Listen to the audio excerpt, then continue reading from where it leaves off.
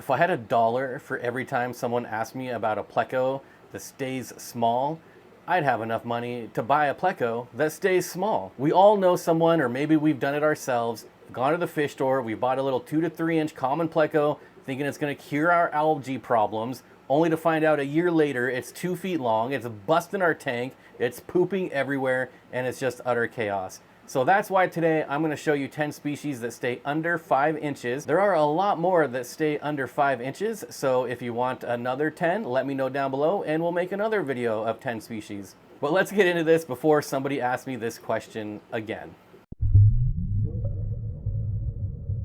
All right, so we're gonna start with the L129 Colombian zebra pleco. These guys are gonna stay under 4 inches. They're named after their famous cousin, the L46 zebra pleco.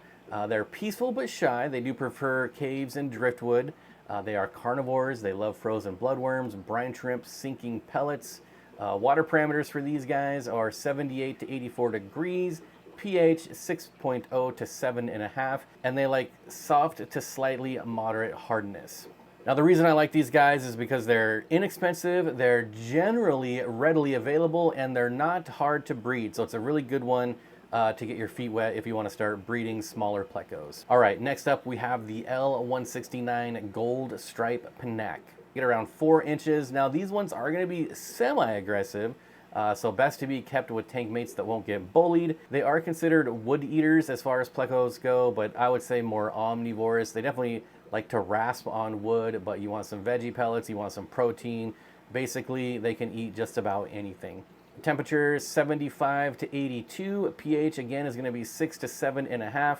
And these guys are going to prefer soft to a moderate hardness. So next on the list is the L306 blood red tiger pleco, which I don't like to say the blood simply because I feel it's an exaggeration. The red tiger pleco is enough. They're more orange than anything, but I don't know, there's something about the hobby that loves to call fish red when they're not red. So blood red is an exaggeration, but red's okay. I could see red, that's fine. These guys are gonna be a little bit larger, 4.5, just pushing 5 inches, so they're barely getting under there. They're peaceful but territorial, so lots of hiding places, lots of wood, rock piles, things like that. They are omnivore, but they definitely lean towards protein, so just a high quality protein food and maybe some veggies every once in a while. Now I would like to stress, all plecos need to be fed directly. It's not something that you just throw flake in and they're gonna clean. They're not a cleanup crew. They need food, they eat a lot, and I mean they poop a lot too, but so make sure you're feeding them specifically. Water parameters are going to be 77 to 84. pH, they can go a little lower, 5.5 to 7, and they prefer soft water. Next up is one of my all-time favorite plecos, and that is the rubber lip pleco. Now there's a few different varieties, so the appearance may be a little bit different, but generally a gray fish with either some striping or some spotting. You never really know what you're going to get with these guys. When you order one, don't be surprised if it's one or the other, because you never really know. They're very inconsistent as far as where they're collected and what importers and exporters call them and things like that. So they're gonna get around 4, maybe 4.5 inches. And the nice thing about these ones is they're actually very peaceful, very active, and very fun to watch. It's not uncommon to see these guys plastered on the front of your aquarium, just mowing away at the algae on your glass. That being said, they are an algae eater. So fresh veggies, algae wafers, algae in the aquarium. Again, just make sure they're getting that food, not leftover food. These are also unique in that they can go down into the upper 60s, so 68 to 78, pH 6.5 to 7.5, and moderate hardness. They don't require like super soft acidic water, which is nice. All right, we're gonna take a quick pause so I can talk about something that's almost just as important as these fish, and that is saving money on these fish. I work with 3 great online retailers that are the Wet Spot Tropical Fish, Dan's Fish, and Moonlight Aquatics. I have affiliate links down below. If you use my code, you will save money anywhere from 5 to 10%, depending on a few factors. But either way, you're gonna save some money. So if you like any of these plecos, check out the links below and save yourself some money and get some cool plecos. So next up, we're gonna have one that maybe you haven't seen before or haven't heard of. It's not very common and the price tag reflects that, but that's the L174 Ocelot pleco. These guys are definitely tiny at about 3.5 inches. They are peaceful, but they are shy. So again, lots of caves, lots of hides, rocks, wood, you know the deal.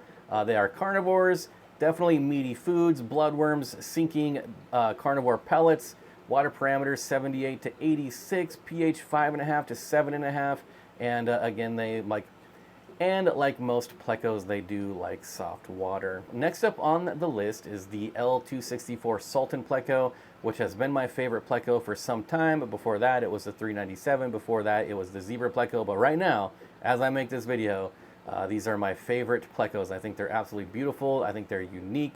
The spots, the striping, they have it all. These guys are going to be the largest on my list at about 5 inches. Maybe a male will get a little bit larger, just barely.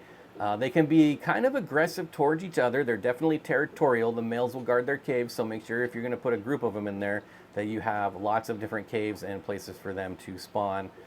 These guys are carnivores, and they are actually shrimp eaters. A lot of people don't know that there's a few pleco species out there that will eat your shrimp, and this is one of them.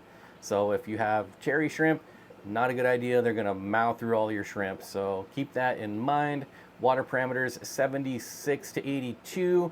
Although I definitely think they prefer upwards of 80. pH 6.0 to 7.5. And what's nice about these guys is that they don't require super soft water, just moderate hardness, and they'll do just fine.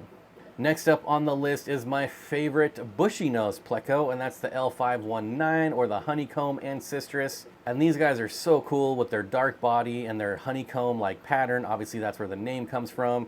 These guys are going to top off at about 4.5 inches. Very peaceful, great for community tanks. They're not that shy. Now these guys, unlike other ancestris, they will eat protein. So give them some protein, but mostly plant-based or vegetarian type of diet. Water parameters 74 to 80, pH 6.0 to 7.5, and soft to moderate hardness. So when I say give them some meaty foods, that's like a treat, right? So most of the time they're going to be algae grazers, vegetarians, herbivores, but they definitely enjoy a meaty, tasty treat every once in a while, so be sure to give them that. Next up on the list is one of my favorite, I don't know, I keep saying they're my favorites now. The L239 Blue Panak. This is a very interesting shaped pleco as they're kind of short and stubby, which is kind of nice. They have a very, very, very dark blue, almost black body, and their fins have like the little blue tips on them. They're absolutely beautiful. They're going to get about 4 inches. They can be territorial, but they're not aggressive towards other fish. They are omnivores, so veggies, protein-rich foods. They'll rasp on driftwood every once in a while, although technically not a wood eater. Water parameters on these are 77 to 84, pH 6 to 7.5, and soft to moderate water. One of the reasons I really like the L239s, in my experience, is that they've been very forgiving of water parameters. So while they come from soft water, they don't necessarily need it. If you're not breeding it, they'll do good in almost any type of water parameters. Next up on my list is probably my second favorite ancestris, and that is the L183 Blue Seam ancestris. Size on these, just like most of the other ones, about 4.5 inches. Being an ancestris pleco or a bushy nose, they are very peaceful and another great fish for community aquariums. They are algae grazers. They love blanched vegetables, algae wafers. Again, algae on the glass or rocks is great for them. As a pleco, these guys can get a little bit colder than most. I've kept these down into 70s, low 70s, like 72, and all the way up to 82 degrees in the summer. pH can also go a little lower on these, 5.5 to 7.5, and they do like some soft water, but like most ancestris, if you're not breeding them, they can go in just a wide range of water parameters. I've seen these kept with Lake Tanganyikans, although I wouldn't advise that for newbies. Next up, I want to talk about a fish I've never kept, but I have seen it many times, and that is the giant autocinklus. I'm going to have to look at my notes to pronounce the scientific name, Hypoptopoma thoracatum, which is pretty interesting. They kind of look like a supersized common autocinklus with a streamlined sucker mouth body. Very interesting, very cool. I don't know why I haven't gotten around to keeping them, but I need to. They're going to get about 3.5, 4 inches, maybe a little bigger. The nice thing about these, again, is that they are extremely peaceful. They do like to be in groups, though, so keep that in mind. Get yourself, you got a 40 breeder, get yourself 6, maybe 8 of them. They'll do just fine. They are herbivores, so algae, biofilm, fresh veggies, you know the drill. Water parameters 72 to 78. So these guys, they don't like it warmer, so don't put them in with your 86 degree discus tanks. They're not going to like that. pH 6.0 to 7.5. Hardness soft to moderate. Again, the hardness, in my opinion, is not that crucial unless you're breeding them. So, you know, take that with a grain of salt. All right, there you have it. 10 species that actually stay small. No tank busters, no monster fish, no poop machines. Just 10 cute little weirdos that actually stay small and that you can see their tail fin every once in a while. Like I said, if you'd like a part 2, just let me know. There's a lot more species that are just as small, if not smaller, than a lot of the species I just showed you. Otherwise, that's it. I hope you enjoyed the video. Check out the affiliate links below, and I'll see you in the next one.